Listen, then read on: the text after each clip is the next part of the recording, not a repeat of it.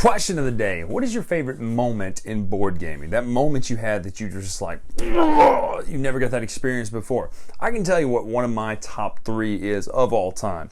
And that would be playing Time Stories the very first time, playing Asylum. And that moment at the end, you know, the moment where you solve it. You're just like, that was amazing. I can't believe we figured that out all on our own, right? So really cool experience. But let me know in the comments below, what's your favorite board game experience? As we take a look now at the Blue Box series, Time Stories Revolution, 2nd edition, whatever you want to call it. But this is the first in the Blue Box series. This is the Hadal project. This review is going to be a little bit different than most Time Stories reviews I've done in the past because I actually can show you some mechanics that don't spoil anything.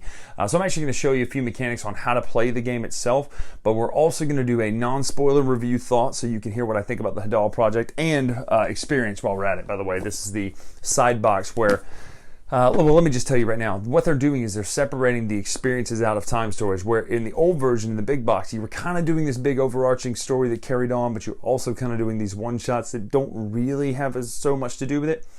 This one gives you the option to do either or. You can either do just one-shots where you pick up the Hadal project or you pick up A Midsummer's Night or whatever the next one's called, and you just play these in any order, doesn't matter. Whereas in the first ones, you were kind of rewarded for playing in order. However, with the experience box, you can tie all of your adventures together and kind of get an overarching story as well as gain skills and experience for the character that you are playing, not the receptacles. That will all make sense as we take a look at it. But anyway, let's take a look right now at Time Stories Revolution, the Hadal project.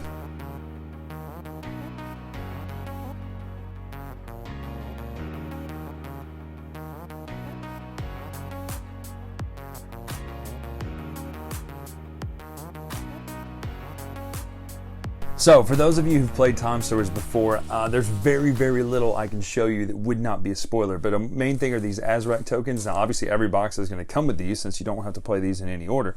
You're going to get a map, which I'm not going to show you the front of. In fact, I'm going to get that out of there to remove temptation. You're going to get personal cards. This is my favorite change of everything. You're going to get personal cards corresponding to your receptacle. I don't even want to show you the faces of them just so you don't have a clue kind of what's coming. But everybody gets what's called a snap recall. That's kind of a personal goal where when you transfer into your receptacle, you instantly remember something about recent events. You also have some interact cards, and this is the coolest thing.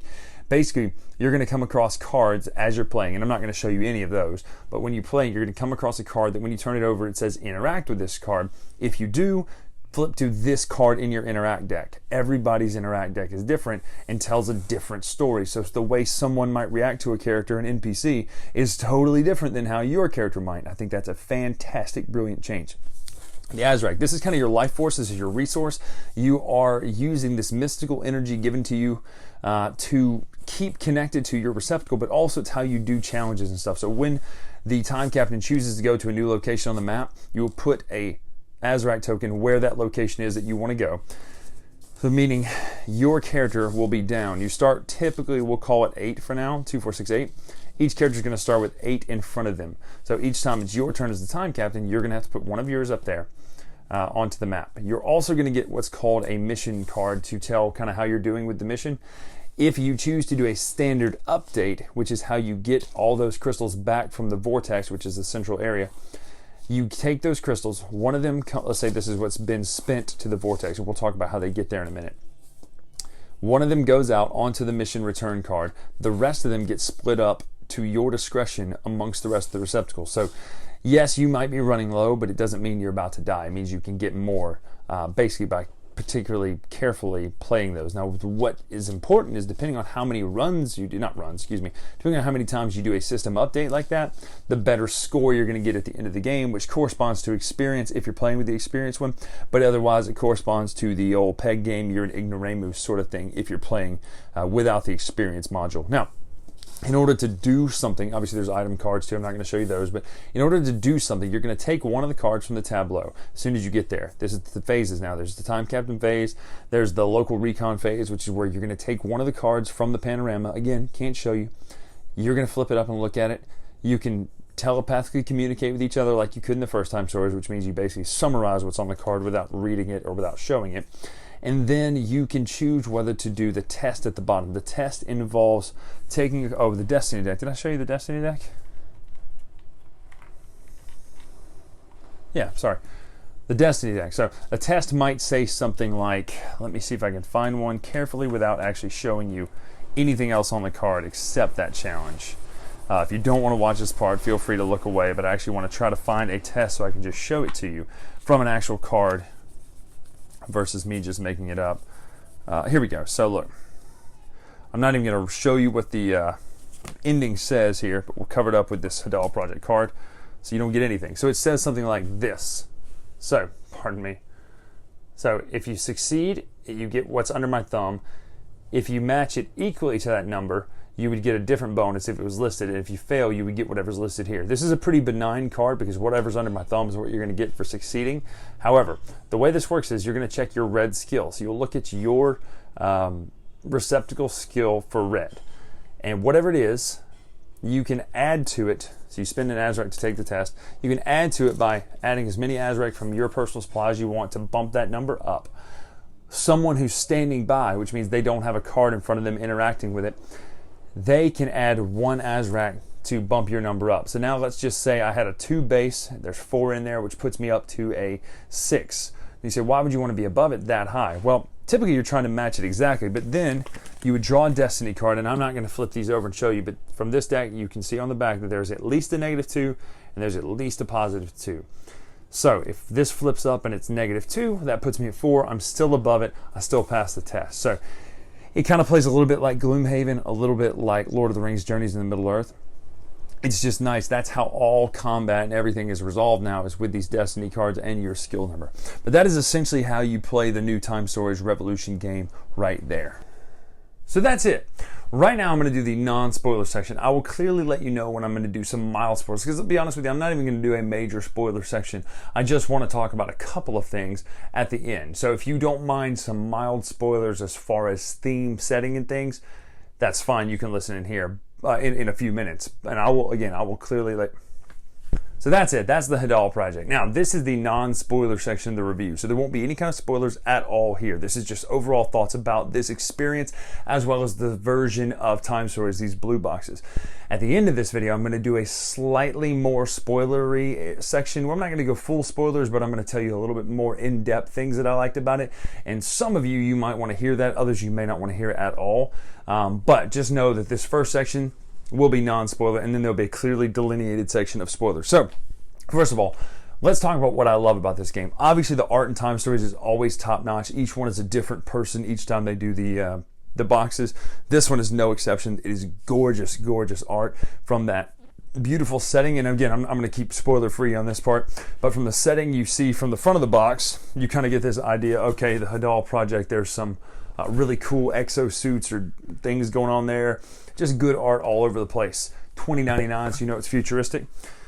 So really cool art there. Now the mechanics, this is where the game shines, because I loved Time Stories version 1. However, it would get bogged down when you fight, right?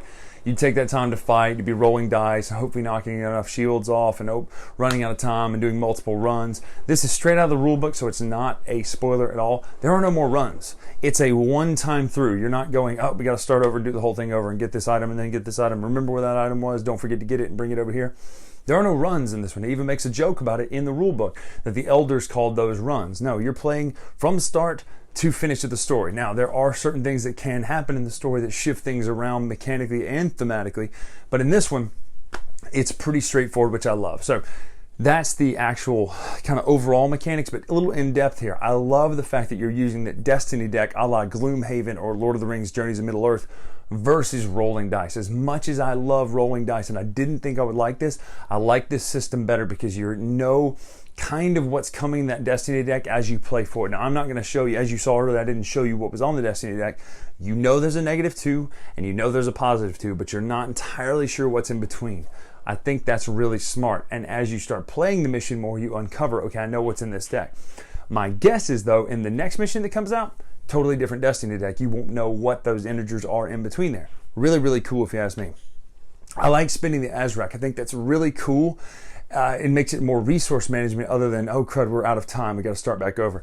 I think that's a really neat way to do it of, hey, you should do this time. You should come over here and you should be the one to do this card because you have more time Azrak stuff, so you can spend it and I can support you because my character does X, right?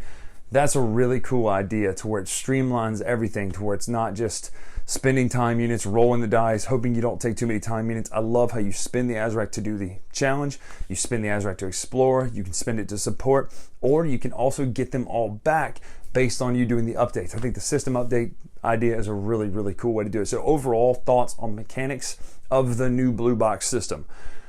It's very streamlined.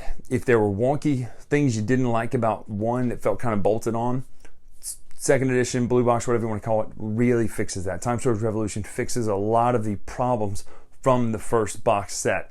And I love the first ones, but this really streamlines everything to make the experience more about the fun you're having at the table and the story that actual mission's telling. So really, really, really well done. Great story in this one. Fun twists and turns and all sorts of cool mechanics that are introduced, as well as one of my favorite parts, there is some puzzly nature. Now, I'm not even gonna, in the spoiler section in a minute, reveal what that puzzle is or how to do it, but I will talk just a little bit more in depth about puzzles and time stories and stuff like that. So overall, this is a 9 out of 10 for me on Time Storage Revolution, the Hadal project. Go get this game. Even if you don't want to do the experience part, go get the Hadal project. Now let's talk just a second about the experience part. This is a neat little tag on at the end. It's more important that you get the skills and weaknesses that give your character more personality, and then that character inhabits the receptacles. I think that's really cool. So there's all that sort of stuff. But it's more about just kind of some resource management at the end and getting experience to get skills that you can use on runs in the future. Basically, it fleshes out the world to where you're playing a campaign as opposed to just playing one shot. So if you enjoy the idea of tying everything together, if you know you're going to be playing with the same group of people, then definitely check out Experience. It just accentuates your time playing Time Storage to where they're not just one-shot missions, but they are in fact this long played out campaign that you and your group will enjoy building upon through the weeks. Now, one more thing I forgot to mention about Time Storage, the 9.0 Revolutions, the interact cards and the personal gear cards and the snap recall, that stuff is brilliant. It makes it so much more exciting that your character is unique. You are playing a receptacle who actually has a personality as opposed to just stats. That is so cool to me, how if you answer something with this person's interact card is a totally different interaction or experience than this person's interact card. I can't imagine the algorithms and possibility of putting that together and permutations of how you must have to know, okay, well, everybody's card 11 interacts with this card, but what does yours say versus this one versus that one? That stuff is fantastic and makes the experience so much more immersive. So, Time Stories Revolutions is a 9 out of 10 for me. Experience is a get for me. It's a must get if you're playing like us with the same group. If you're not going to be playing with the same group, sorry for the rain. If you're not going to be playing with the same group, then you don't have to worry about it. So let's talk quickly spoilers right now. Spoilers, spoilers, spoilers. 5, 4, 3, 2, 1. Spoilers, spoilers, spoilers. If you made it to this section, you know that this is the spoilers, but it's going to be mild spoilers. First, I want to talk about this setting. The Hadal project in the ocean, that's so cool. The big monster appears, blows everything up from the start. You get a great MacGuffin to start the story with, but that moment in the story, you know what I'm talking about. When things change, that was fantastic. That was such a good idea. And thankfully, we had discovered everything we needed to in the first part, so that when that second part came, I had an idea of, wait a minute, you know that item I found? It's going to be useful. And remember what it said? It's going to be useful again, sending stuff elsewhere. So just know that they really thought out the whole really notion of time travel in this one. And it really feels more like time travel than Time Storage really ever did. So they've nailed that with the theme, in my opinion. The puzzle, I love the puzzle because it could not be brute forced. You could potentially miss it. That is my favorite part of this, is that you could not brute force it. You had to, without someone holding your hand, you had to figure it out. And that was so cool. It reminded me of Asylum, how you had to figure out the puzzle without getting a hint of, now you must do this in 3 turns. No, it was, hey, I'm really glad we wrote that stuff down. Hey, I'm really glad we remembered and thought about that. So pay attention to the cards, all over the cards, because there are things that will help you everywhere. So fantastic stuff to me. Loved this adventure. Go get it, go play it. Time Storage Revolution, the Hadal project. fantastic job. So I'm Brian Drake here on the Dice Tower. Make sure to follow us on Twitter, Instagram, YouTube, all that sort of stuff at, well, not YouTube, I'm here on the Dice Tower, but at Dice Tower Bryan. If you want to see what we do on the Magic side of things, where we're going to be on tour, etc., and that's our board where we've been, but where we're coming, check out BryanDrakeShow.com. Until next time, we'll see you. Thanks so much for watching another Dice Tower video. If you enjoy our videos, subscribe to the channel for more fun, comprehensive board game coverage. Also, consider joining us at one of our events. Come to Dice Tower Retreat, a small, intimate gathering where gaming is king. Join us for Dice Tower Cruise, the largest board game cruise. Attend Dice Tower West in Las Vegas for gaming fun on the West Coast, or Dice Tower East in Orlando in sunny Florida. Dice Tower Conventions, the friendliest gaming conventions on Earth. I'm Eric Summerer, and you've been watching The Dice Tower.